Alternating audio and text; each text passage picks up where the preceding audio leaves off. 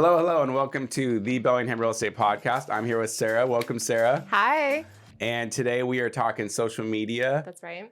And we're going to cover kind of social media in regards to real estate, in regard to just being a business owner, and then how it's affecting our listings, how it's affecting your business. And I think this is going to be interesting for anybody who, if you're buying or selling, you need to understand how social media is affecting the business. If you're a realtor, we're going to cover some kind of tips and some things you should know. And if you're a business owner, hopefully some relevant information too. So I want to start out with a few fun facts. So this is according to Google, right? And some of this is from NAR, National Association of Realtor stats. But 82% of the adult population in the U.S. are active social media account users. So they have at least one social media account that they are actively on all the time. The number one is still Facebook. 77% of U.S. adults use Facebook. Number two, if you want to call YouTube social media, that's kind of in between. Yeah. So that's 62% are actively on YouTube. And then 70, let's see, what was the next one? 50% Instagram. Yeah. Instagram's the fastest growing. And then that followed by... My all-time favorite, yes, your favorite. All right, we'll get into that. And then TikTok is... I think that it's bigger than Instagram worldwide, including kids. But I think for adults, I read 32% of U.S. adults now have a TikTok account. And then LinkedIn would be next with 26%, and so on and so on.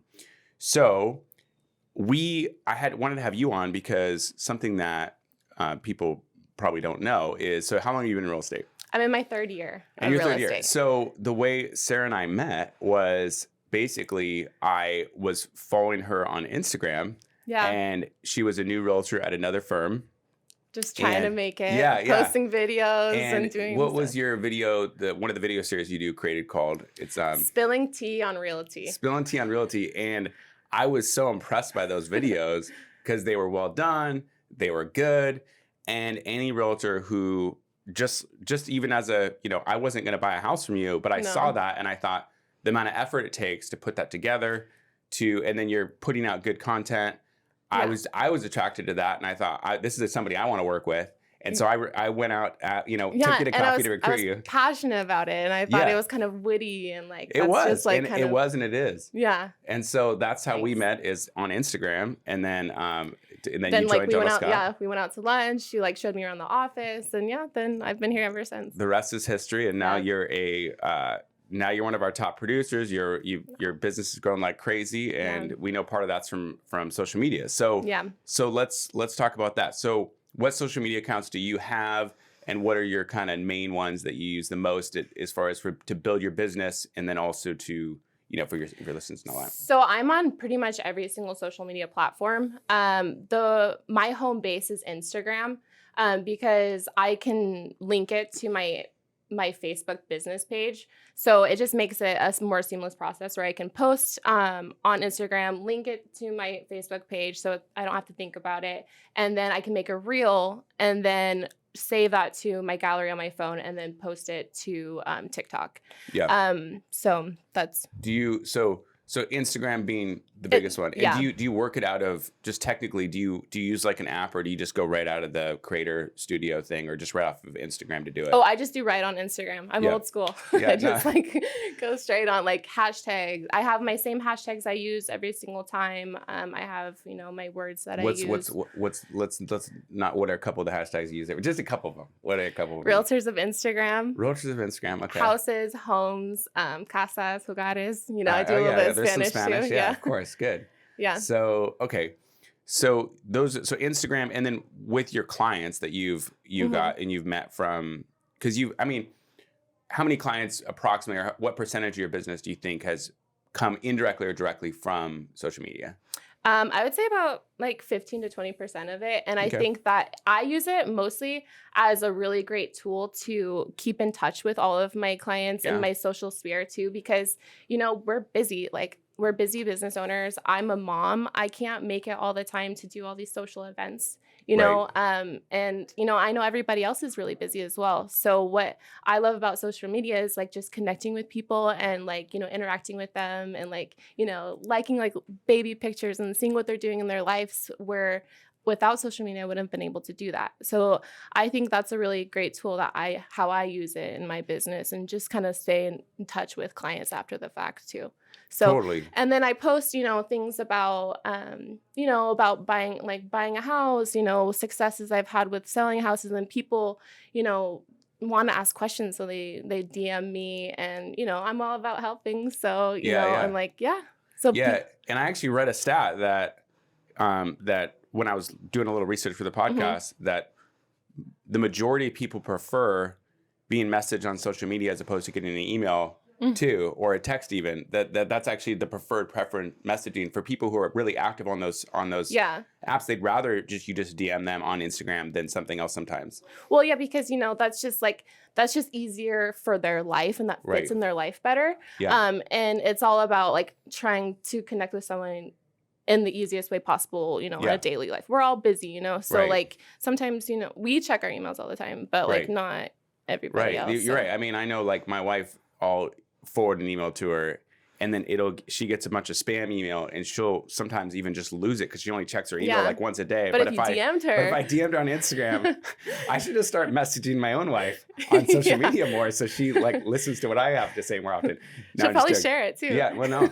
Well, what she sends me is she sends me like these clips of like, the husband doing something stupid, or the wife doing something that's funny, and then that kind of relates to our life. But you see, like that's funny. A whole other level of just like relating to somebody on a whole other personal, like, it's just fun, Those fun clips, like, and like with your home base, like friends and clients, like you can send those funny videos too, and then like you're not necessarily just talking about business all the time. Like you're just like, oh, having fun. And that's what's kind of cool about TikTok, I think. I've never gotten really any referrals from TikTok directly, but I think it's kind of a really fun platform where anyone can really feel free to express themselves, and they're empowered and wanting to share really fun content like that. So well, I think TikTok will become more and more relevant because the average age, of Facebook, I think LinkedIn's the oldest. Then the average Facebook users in their 40s and 50s,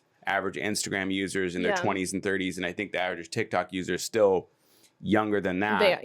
And so true. As more of those people get older and older, I actually was listening to Mark Zuckerberg in an interview, and he was talking about, Facebook started out as a college, as a program for college kids, and then those college kids all graduated college, and all of a sudden Facebook wasn't just for college kids anymore. So I think TikTok could have that, it's still having that kind of same evolution. It is, yeah. And I'm excited to see where it goes. But So shifting gears, let's talk about as a realtor. So, this is kind of interesting to talk about in general, but as a realtor, when we're listing a house, I'm a firm believer, our company, we spend a lot of investment. We invest a lot of our time and money into having a great social media platform and having a lot of engagement as a company. And I know that you do individually with your business, and talk about when you list a home, what you do to help the listing sell through social media beyond just putting it on the online and signs and open houses and stuff. Yeah. So whenever I go on a listing appointment, that is something I hit really, really hard because it's something I feel really, really passionate about, and it 100% works, So I go into a listing appointment and I say, there's two tiers of buyers. There's the buyer that is looking every single day on Redfin, Zillow. Sometimes those are the clients that are sending me stuff. And then the second tier are the ones that, aren't looking every single day. And it could be for many different reasons. But at the end of it usually just sums up to that they, just ran out of steam and they haven't saw the house that they're looking for. But 100%, if they list their house with me, it will be on social media. And it's, to hit that. Because the thing that people don't stop doing is scrolling on their phones, Right. So 100%, if they list their house with me, then it could be that house that someone sees just scrolling on their phone, and then we get a DM and like, hey, let's go look at this house, or it's advertises like a open house this weekend. They go hit it, So. Yeah, absolutely. I think that we're finding more and more that our open house traffic it used to be 75% internet, 25% just people driving by, and almost no social media. Now, when we do a lot of social media ads, it sometimes doubles the traffic through the open house. Well, yeah. And then it's also like, that's what I love about John L. Scott too, is that, I have my own social media page, but 100% it's going to be also on the John L. Scott page, which unlike other brokerages around Whatcom County, they don't have that. They don't really. Yeah. No. I mean, we made it a focus to advertise our listings, because the social media consultant I talked to a long time ago said, what people want to see from real estate company and real estate agents, just like from real estate companies, is they want to see houses. Yeah.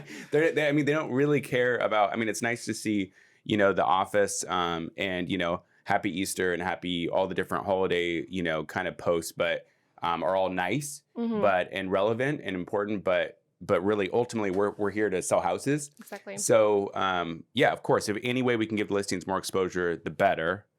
And also it's kind of fun because you have this thing with social media where if it's a really nice listing, it can kind of go almost viral in a way where all of a sudden people start commenting on it, and all of a sudden people are starting to share it. Yeah. And it kind of takes on its own life of its own sometimes. And so sometimes it makes a small difference. Yeah. Sometimes it makes a huge difference. Yeah. And I that's one of my favorite things, is like playing with the sounds on Reelz too. And like trying to find unique ones that are trending and are long enough for a video walkthrough for a reel. And so let's talk about that then. So Reelz, right? So Reelz are really interesting because it used to be on Instagram all about IGTV, right? And then they flipped it to Reelz. And what's so cool about Reelz is we talked about how when we post our listings on Instagram and on Facebook, our followers will see the listing. And then when we can advertise, and we do advertise our listings on Facebook, on Instagram, we can target areas, Seattle, California, Canada, and target potential buyers in a really cool way. But then Reelz is different because when you're creating these Reels for the listings, or just to create educational content about real estate, but when you're particularly for listings, Reelz actually is going out to more than just your followers. And then if that reel gets picked up and gets a lot of good engagement, you're hitting this entirely new pool audience organically. And so that's pretty cool. So, and you're saying you try to pick like trending songs and things like that. Yeah. And then try to make like the first 3 to 4 seconds of it, like just like really engaging. And that's, it catches more viewers and more attention to actually like it and comment on it. And, you know, and that's how it gets picked up. Yeah. So that's really good. So Reelz is definitely the jam there. So moving from that, I wanted to ask you, what do you see business owners, doesn't have to be just realtors, but just people on social media? Because I know you've took social media classes too. Yeah. And so you've refined how you go about your business.